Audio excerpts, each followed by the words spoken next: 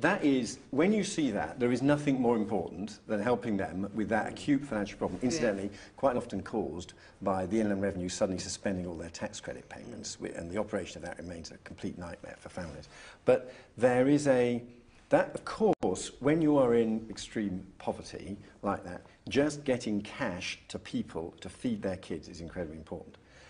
But sometimes you can be so overwhelmed with the immediate financial issue that you can forget also to look at the longer term issues. How do we improve the life chances of that parent's kids? And that means that you also got to, that's where the health visitor stuff comes in, because health visitors early on can identify the families that need particular help. That's why you may well find there's a history of bad relationships, being trapped in abusive relationships, people not knowing some of the, almost the techniques you can learn to hold a relationship together through the bad times. That's where relationship support comes on. You improve the life chances of children in poverty by taking them out of poverty. Yeah, and there are lots of ways of taking them out of poverty, and one, of course, is handing over more cash, but we shouldn't forget the other types of ways of helping families out of poverty. Can you say what your proposals about tax credits are?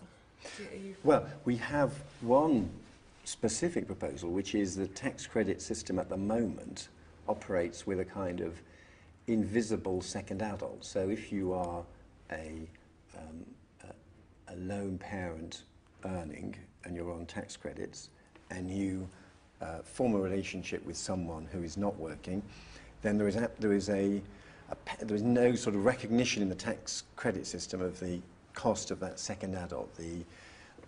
The couple is penalised in the tax credit system. We want to try to tackle that because I think it's a real injustice. David, can I ask you, I know time is short and we're nearly at the end. I don't think you've been asked the toughest question of them all, considering our audience. What's your favourite biscuit? Well, I noticed there was this very impressive array of biscuits in front of us. It was a test. You know what? I have not actually eaten a biscuit for about 6 months now. And I've been going through, I'm not eating any biscuits. If I were to eat a biscuit, I'd like a Garibaldi. Excellent. Those are my favourites, but I haven't eaten one.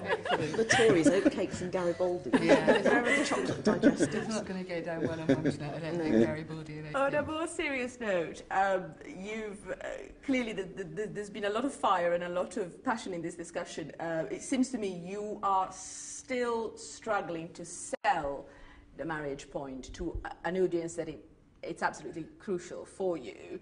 Is there anything that you've, in general, taken out of this conversation that has made you think, something that you'll go away and sort of reflect upon, something that surprised you or made you think? Well, I think that the very strong message that child poverty matters.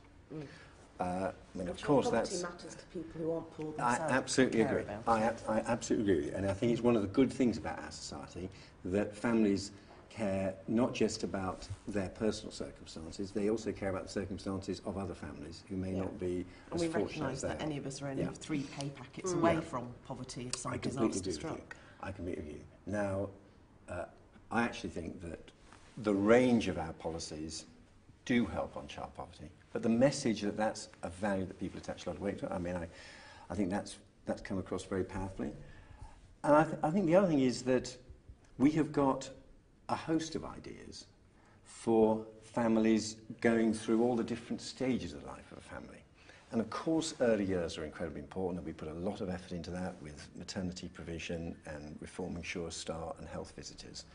But I don't think we should forget families at other stages. There's the teenager issue and how you support families with teenagers.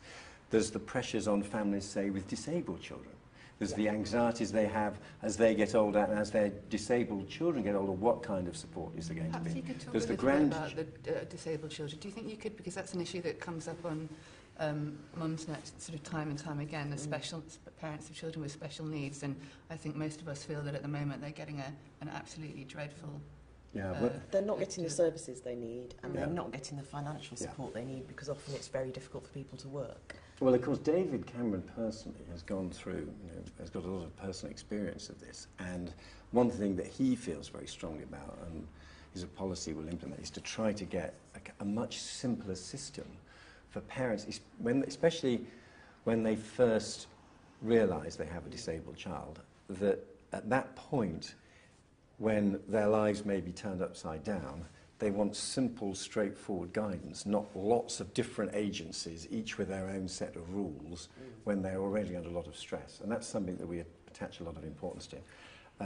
But simplify the process of accessing support. Exactly. And that, all those different forms to fill in with all the different agencies. Exactly. And that's a big issue for families with disabled children. And it is, as I said at the beginning, we're trying to look at all the different pressure points that families have, and we're trying to be clear for each one what we can do to help. And that moment when you first realise that your child has a disability is a big moment, and there's certainly a pressure point, and we are trying to help on that. I'm afraid, ladies and gentlemen, we have run out of time, and I think David is due to be somewhere else. But thank you so much for meeting us, for coming here today. Well, thank you. No, it was really, I know we've really run out of valuable. time, but can I just ask, extending the right to ask about flexible working to older children, is that a definite tool Yes. pledge? Yeah, that's another thing. Yeah, because it goes back to the teenager point. Because parents with teenagers, that can be as emotionally and time demanding as with young kids. And there are some things which teenagers in some ways are more demanding. It has to be their parents that help them, that advise them. And so we're very keen that this should go up the age range so that all the way up to 18, people have that right to request. Yeah. That's brilliant.